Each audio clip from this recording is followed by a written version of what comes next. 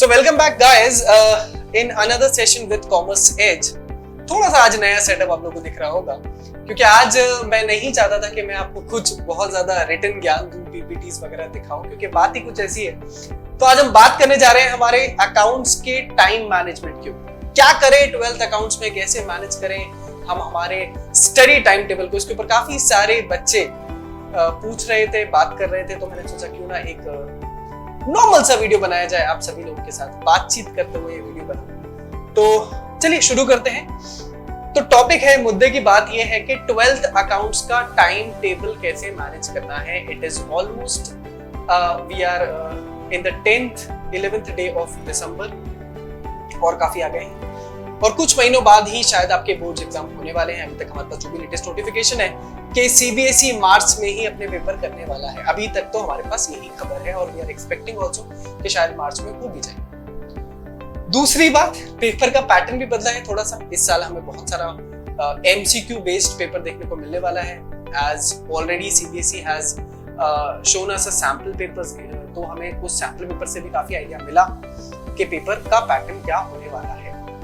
तो ये जो पूरी वीडियो है इसमें मैं बात करने जा रहा हूं कि आपका 12th का जो अभी का बचा हुआ टाइम पीरियड है उसको आपको कैसे मैनेज करना है। साथ ही साथ I will be coming up with a video जहां पे मैं आपको बताऊंगा कि जब आप 12th का फाइनल पेपर लिख रहे होंगे वहां पर आपको टाइम मैनेजमेंट कैसे करना है। तो टाइम मैनेजमेंट को मैं दो डिफरेंट वीडियोस में कवर करूंगा। आज की वीडियो में हम बात कर रहे हैं कि आपको आपका जो 12th का बचा हुआ टाइम पीरियड है उसको कैसे मैनेज करते हुए 12th अकाउंट्स को पढ़ना है। चलिए तो शुरू करते हैं। तो पहला मेरा सजेशन ये है कि अगर आपने अभी तक कुछ भी नहीं पढ़ा है, जो कि मैं नहीं मानता कि कॉमर्स एज के बच्चों ने ऐसा किया होगा, जो भी इस चैनल के साथ जुड़े हुए हैं वो बच्चे हमारे साथ काफी टाइम से पढ़ रहे हैं, बट खैर ठीक है, छोड़ देते हैं, मान लेते हैं कि आपने नहीं पढ़ा है। तो भी मैं ये बोलूंगा कि आपको शुरुआत अगर करनी है अकाउंट्स में, सबसे पहले अगर आपको कोई भी चैप्टर पिक करना है तो आई would suggest you should start with partnership. Partnership में 5 से 6 बंडल ऑफ चैप्टर्स हैं। अगर कोई बच्चा उन 6 चैप्टर्स को कवर कर लेता है तो उसके उन 80 मार्क्स में से एटलीस्ट 30 मार्क्स सिक्योर हो जाते हैं, which is a huge volume. 80 में से अगर आपके 30 मार्क्स सिक्योर हो जाते हैं तो आपकी वो पास और फेल की लड़ाई खत्म हो जाती है। So this tip is for those students who have not at all studied a single word of 12th accountancy. कोई बात नहीं, आप अभी भी पढ़ सकते हैं। सो आप स्टार्ट करें अपने पार्टनरशिप के साथ। दिन में कैसे पढ़े, रात में कैसे पढ़े, तो I will not comment on that. सबका अपना अपना एक टाइम जोन होता है। किसी बच्चे को दिन में पढ़ना अच्छा लगता है, किसी बच्चे को रात में पढ़ना अच्छा लगता है, किसी को दोपहर में पढ़ना अच्छा लगता है। ये सब मिथ है कि आप सुबह जल्दी पढ़ोगे तो अच्छा ज्यादा लर्न होता है। ठीक है, साइंटिफिकली प्रूवन है, मान लेते हैं, बट अभी हमें साइंस के साथ नहीं जाना है, हमें कॉमर्स की तो बात करनी है, हमें हमारे अकाउंट्स के नंबर बनाने हैं। तो आपका जो भी कंफर्ट जोन है, उस कंफर्ट जोन के अंदर आपको डेली कम से कम 1 से 2 घंटा अकाउंट्स में निकालना पड़ेगा। यहां से जो मैं बात कर रहा हूं दिसंबर से, अब वो 1 से 2 घंटा क्या होना चाहिए, तो आप जो भी चैप्टर पिक करें, start with the concepts of the chapter and start with the illustrations. Do not rush for the practical questions of that chapter. कोई जरूरत नहीं है कि आप अनसॉल्व्ड क्वेश्चंस की प्रैक्टिस करें, बिल्कुल भी जरूरत नहीं है। आप अभी प्रैक्टिस करें क्वेश्चंस को चैप्टर के इलस्ट्रेशंस के साथ। हाई फोकस्ड एरियाज पे जो ज्यादा वेटेज के टॉपिक्स हैं उनको पहले कवर करना। सो अगर हम पार्टनरशिप में बात करते हैं तो हमारा फंडामेंटल्स और एडमिशन ऑफ अ पार्टनर, ये 2 चैप्टर बहुत ज्यादा इंपॉर्टेंट है। तो आई वुड सजेस्ट आप दिन का 1 से 2 घंटा, रात का 1 से 2 घंटा, जो भी आपका टाइम जोन है, उसमें सबसे पहले अपने फंडामेंटल्स वाले चैप्टर को और एडमिशन ऑफ अ पार्टनर वाले चैप्टर को कवर कर लीजिए। उसके बाद अगर आपको आगे बढ़ना है तो मैं ये बोलूंगा कि आपको शेयर्स में जो शेयर्स का चैप्टर है, issue of shares plus forfeiture of share, इस वाले चैप्टर को कवर करना चाहिए। Again why, because I have a logic for that कि इश्यू ऑफ शेयर्स एक ऐसा चैप्टर है जिसमें से सीबीएसई आपसे कम से कम 10 to 14 मार्क्स का पेपर पूछने वाला है। अगर आप ये 3 चैप्टर्स कर लेते हैं, fundamentals, admission and issue of shares, और इसको इस तरीके से डिवाइड करें कि आपका दिसंबर एंड तक ये तीनों चैप्टर हो जाने चाहिए। ज्यादा से ज्यादा यू कैन स्ट्रेच और you can go up to the first week of January. इन 3 चैप्टर्स को काफी स्ट्रॉन्ग होल्ड बना लीजिए। नहीं पढ़ते बनता है, इन चैप्टर्स में क्या पढ़े क्या नहीं पढ़े, ऑलरेडी बहुत सारी वीडियोस बना चुका हूं, देख लेना।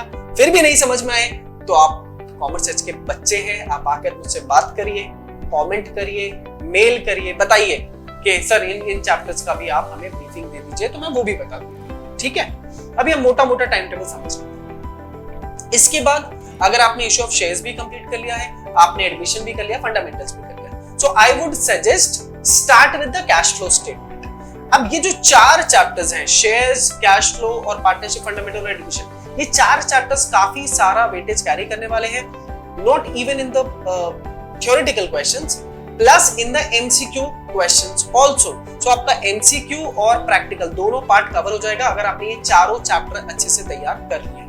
I'm again repeating, fundamentals, admission, उसके बाद आपको करना चाहिए शेयर्स, उसके बाद आपको करना चाहिए कैश फ्लो। ये तो हो गए हमारे 4 चैप्टर। अगर और टाइम बचता है आपके पास और अभी भी आप अपने प्री बोर्ड्स में इन्वॉल्व नहीं होते हैं, या मान लो आप उन बच्चों की अगर मैं बात कर रहा हूं जो अब, ये तो हो गई पास करने वाली बात, तो जो बच्चे अब चाहते हैं कि मेरे अकाउंट्स में 80 में से 50 प्लस स्कोर आए, 60 प्लस स्कोर आए, तो फिर उन्हें बाकी चैप्टर्स पे ध्यान देना शुरू करना पड़ेगा। वो बाकी चैप्टर्स हैं हमारा non profit organisation, dissolution, death, debentures. ये कुछ ऐसे चैप्टर्स हैं जो कि आपको 3 मार्क्स से लेके 4 मार्क के क्वेश्चंस पे काफी सारी बार और काफी मर्तबा देखने को मिलेगा, और खासकर एनपीओ तो एक ऐसा चैप्टर है जो 10 मार्क्स में आपसे स्ट्रेट अवे पूछा जाने वाला है। तो कोशिश करें जो हाई वेटेज चैप्टर्स हैं पहले उनको खत्म कर लीजिए, फिर जो सेकंड लेवल पे, सेकंड कैटेगरी के चैप्टर्स हैं जो कि मैंने आपको अभी भी बताए, जैसे कि डेथ है, जैसे कि एनपीओ है, जैसे कि डिसोल्यूशन है और डिबेंचर्स है, इन 4 चैप्टर्स पे आपको सेकंड राउंड में फोकस करना है, और थर्ड राउंड में आप अपनी फिर थ्योरेटिकल चैप्टर्स जो बचे हुए चैप्टर्स उनको कवर कर सकते हैं। सो मोटा मोटा अगर हम समझे कि हमें 12th अकाउंट्स का हमारा टाइम टेबल क्या होना चाहिए और क्या पैटर्न होना चाहिए, तो पैटर्न यही होना चाहिए कि सबसे पहले आपको high frequency, high weightage chapters को पिक करना है, उनको आपको डेली का 1 से 2 घंटा देना है। Once you are done with that, then you should move on to the category 2 types of chapter, उनको पिक करिए, उन पे मेहनत करिए और पहले कॉन्सेप्ट्स पढ़िए, उसके बाद मूव करिए इलस्ट्रेशंस पे।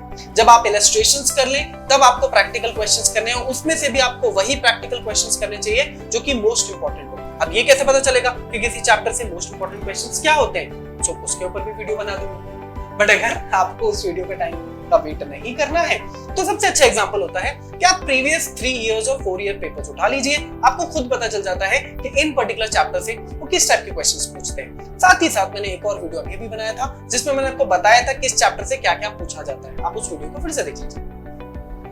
तो अगर आप इतनी मेहनत कर लेते हैं और इस तरीके से टाइम टेबल बना के पढ़ लेते हैं, तो आई एम डैम श्योर कि फिर यहां से मार्च तक आप इस स्टेज से तो बाहर आ चुके होंगे कि सर क्या पढ़ना है, कैसे पढ़ना है।